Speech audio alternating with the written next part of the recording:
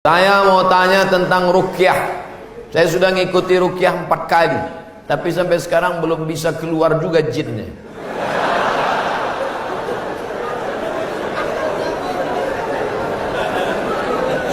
Nanti pergi ke Pekanbaru, mana tahu hari libur. Di belakang Hotel Premier ada Masjid Al-Falah. Ini nomornya, catat. Mana tahu ke Pekanbaru. Mungkin sama Ustadz ini jin itu tak takut, yang ini dia takut. Catat nomornya. Ketua Asosiasi Ruqyah Indonesia Provinsi Riau Daratan. Namanya Ustadz Saifullah. 0812 768 9119. 0812 768 9119. Kalau emergensi 911. Kalau diganggu hantu 119. Kita datang ke sana. Jadi tak salah kita coba. Kalau siang namanya Ustadz Saifullah, kalau malam namanya Ustadz Zafrullah. Di masjid yang sama. Mana tahu kebetulan ke Pekanbaru malam. Datang ke masjid yang sama, namanya Ustadz Zafrullah. Ada orang 7 tahun nikah tak punya anak. Diruqyah sama Ustadz Zafrullah, punya anak. Pas ditanya kenapa, rupanya ada jin yang menghalangi pertemuan antara sperma dengan sel telur. Dihalanginya, sehingga tak jumpa. Jangan. Dibacakan usir. Kata Ustadz Saifullah, ada pula bencong LGBT di ruqyah sehat. Ternyata yang masuk tuh jin bencong. Jadi saya tanya, Ustadz, jadi ada jin tuh bencong? Ada, kata dia. Itulah yang dimasuk ke dalam. Nah, itu. Ustadz, udah diruqyah 2-3 kali, tetap juga sakit. Berarti tidak. Pemarah. Laki saya ini pemarah, Ustadz. Sudah diruqyah 5 kali, tak juga hilang marahnya. Berarti tak salah jin. Memang dia pengamuk. Makanya kadang kita kasihan juga sama jin nih. Sikit-sikit salah dia. Sikit-sikit salah dia. Aku tak selamanya salah, kata jin. Ustadz, ayat yang dibacanya kan ayat kursi.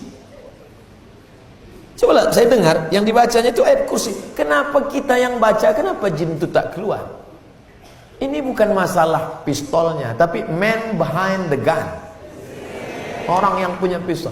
Kita bacakan Allahu la ilaha illal qayyum la ta'khudhuhu sinatun wa la nawm lahu ma. Tak mau dia keluar, malah ketawa jin. Ditanya, jin, kenapa kau tak mau keluar? Sesama hantu di dalam saling mengusir. Hantu ngusir hantu, mana mau? Yang membaca itu ulahnya 11-12 macam hantu. Apa hukum suami menyembunyikan uang gajinya? Kadang memberi istri sikit, padahal gajinya besar. Berapa tadi hak ibu? Ingat, berapa hak ibu tadi? Makan, pakai, tempat tinggal, pendidikan, perhatian. Kalau kurang, maka laki-laki ini dituntut di hadapan Allah Subhanahu wa taala. Hai laki-laki yang gajinya banyak tapi mengasihi bini sikit, maka ingat 5 ini mesti kau tunaikan. Alhamdulillah Ustaz Somad, dulu selama ini abang tu cuma 100.000 lah dikasihnya. Setelah mendengar ceramah Ustaz tadi malam, bertambah berapa? 110. Tambahlah. Nabi sedang duduk. Nabi duduk-duduk di bukit Sofa. Datang seorang perempuan namanya Hindun. Apa kata dia? Ya Rasulullah, inna Aba Sufyan rajulun sahih. Suamiku itu orangnya pelit. Boleh tak aku ambil duitnya untuk makan anak-anakku? Kata Nabi, ambillah. Itu dalil boleh mengambil duit laki yang pelit. Tapi kalau kurang, kalau udah cukup jangan ambil lagi. Saya tak tanggung jawab. Nanti dia ambilnya semua.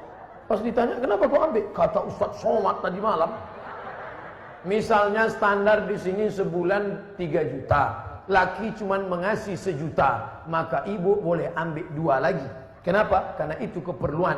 Begitu dalam riwayat tentang Hindun mengadu Abu Sufyan rajulun syahid, pelit. Saya ingin bertanya Ustaz, bagaimana Islam memandang seorang yang mengagumi, mencintai pasangan orang lain?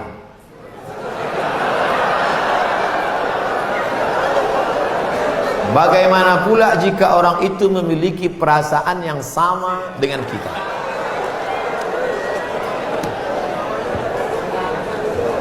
Hidup ini ada pilihan, ada keterpaksaan. Hidup ini ada pilihan, ada keterpaksaan. Saya mau ceramah antara duduk dan berdiri. Pilihan atau keterpaksaan? Pilihan. Ustadz mau duduk atau berdiri? Saya pilih berdiri. Kenapa Ustadz pilih berdiri? Menunjukkan bahwa saya masih muda, masih sehat. Antara minum atau tidak minum. Pilihan atau keterpaksaan? Pilihan. Minum atau tidak, terserah saya. Mau saya minum, mau tidak. Itu pilihan saya. Nah, masalah cinta. Cinta itu pilihan atau keterpaksaan? Cinta tidak pilihan. Cinta adalah keterpaksaan. Oleh sebab itu maka kadang kita tengok orang ganteng bininya buruk. Kenapa? Terpaksa.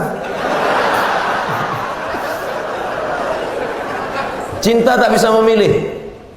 Ketika dia rasional, dia tidak cinta. Maka ketika kita senang dengan orang, kadang kita pun tak tahu alasannya. Kenapa kita tiba-tiba senang dengan orang? Nah, cinta tidak bisa memilih. Ketika kita suka dengan orang, apakah kita berdosa? Tidak. Karena rasa itu ada tumbuh di dalam. Suka tidak berdosa. Ketika dia berubah menjadi action, baru berdosa. Suka kita dengan orang, tak dosa. Tapi ketika kita dekati, minta nomor HP-nya, baru dosa.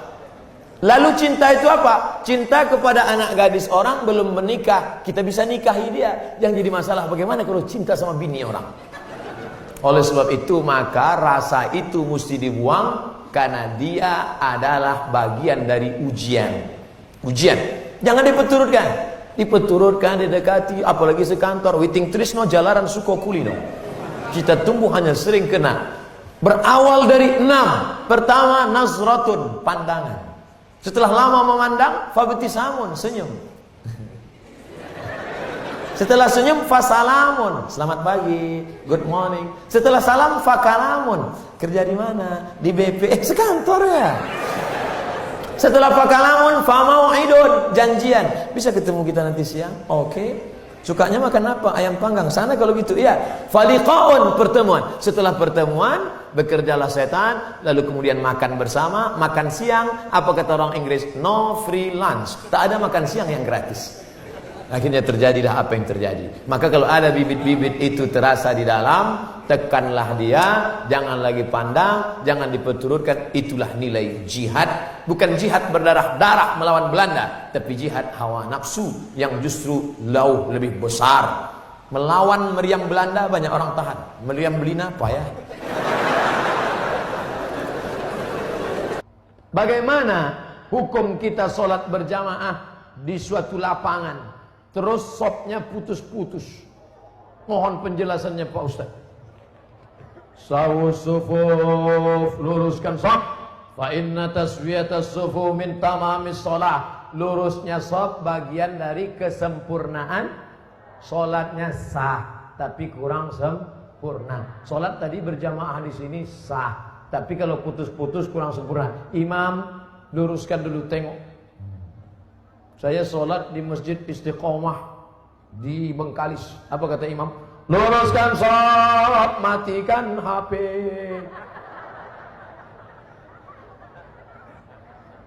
Ada pula di masjid lain, luruskan sholat, angkat kaki celana. Ada pula di masjid di Dumai lain lagi, luruskan sholat, simpan batu cincin. Saya tanya, Pak Imam, kenapa lain ini? Iya Pak Ustaz, batu cincin ini buat orang tak khusyuk. Waktu tasyahud tengok, sudah ini. Tapi tiga-tiganya sepakat bahwa luruskan sop. Cara meluruskan sop itu Pak Ustaz, ujung kaki di ujung tumit, ujung kaki di ujung sop. Kiblatnya ke sana. Ini ujung sajadah, tumit. Nah, tumitnya yang rata. Takut pula terlentang. Tumit. Jadi yang rata itu tumitnya. Adapun ujung kakinya ya tergantung kaki masing-masing, kan? Kalau kakinya panjang, panjang. Kalau pendek, pendek.